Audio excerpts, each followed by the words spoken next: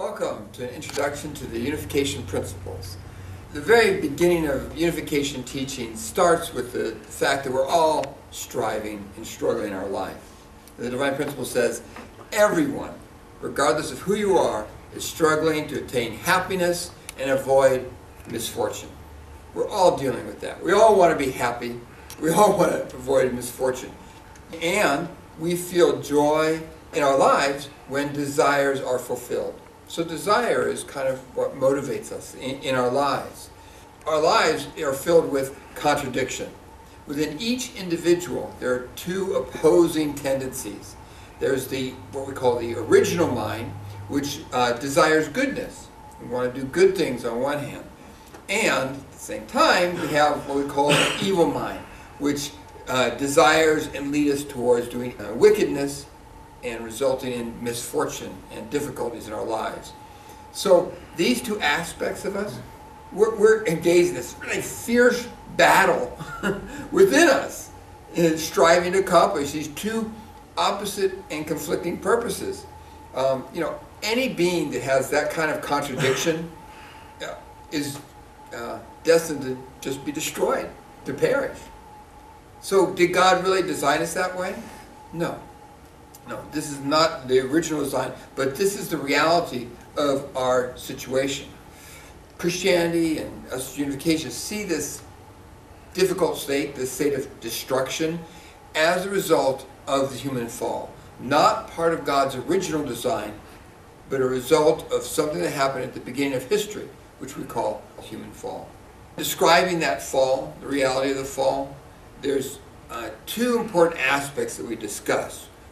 If we think from the viewpoint of our intellect or our intelligence, the human fall represents human beings descending into a realm of ignorance.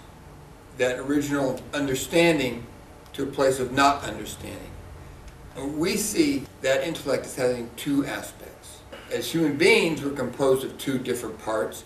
We call the internal, which refers to more the mind or the invisible aspect of our life, and the body, which refers to more the external or physical world, things that you can see.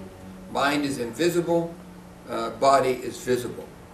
Well, these two qualities of internal intellect, that has to do with things like meaning in life, understanding our purpose, these kind of invisible, intangible things that are very important for our lives.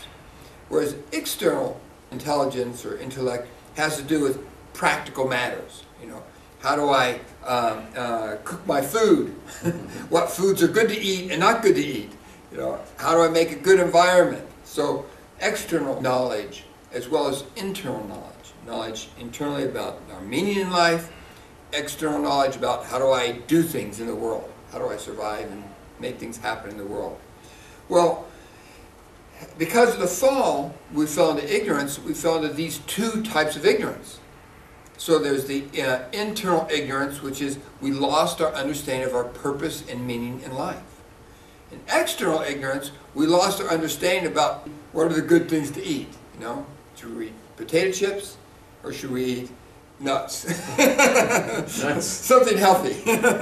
Healthy food. Nuts. So internal ignorance is the ignorance about meaning in these invisible things. External ignorance has to do with just practicality things. How do I fix my car? That's an external ignorance problem in our life.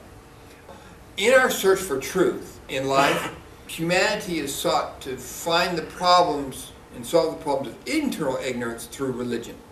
Religion has been that main tool by which we can seek out internal truth. So, on the other side, in order to solve our problem of external practical matters, this is what science is for. Science has led us to solve the problems of external ignorance and find external truth. Important thing is that these two things, science and religion, well, they're both aspects of us. We need them both. But in the process of development, they've developed positions that are like at odds with each other. They contradict each other. So it's important, especially at this time in history, that we have an understanding of truth, a new expression of truth that can overcome both these things and recognize that they need each other. For us to overcome the problems in our lives, we need to overcome both aspects of ignorance. These two, the internal knowledge, our meaning in life, and external knowledge, practical things on how do we do things in life. We need both of those in order to realize a world of goodness, which is what everybody wants. So in this time in history, this is why we're teaching a unification principle, because there's a need for a new expression of truth that can reconcile religion together with science and integrate them both. We need meaning in our life, and we need the practical, technical know-how to do things in our life. So this is why we need an expression of truth that embraces the spiritual and the physical, the religious and the scientific together. Well, this mission is to bring us three things. Number one, to move us as human beings into, we call it a new world. That's not taking us to Mars. The new world is to create a world, that's a good world. Everyone, you look around, you see all kinds of bad and horrible things happening. Well, we want to move. We need a truth to lead us into making a good world. This is to be a good place for people. We call that a new world. Also, the new truth should be able to embrace all the historical religions and philosophies and ideologies and be able to bring them into harmony. Because there's truth in all of them. When we have a small perspective, they seem to be at odds with each other. So we need a perspective, a teaching, a new expression of truth that can embrace them all and bring them into a harmonious perspective and understanding. So we don't need to deny them, but we can actually embrace them. So we need that higher perspective. And finally, it needs to be something that leads us in our messed up state. Christianity calls us fallen people.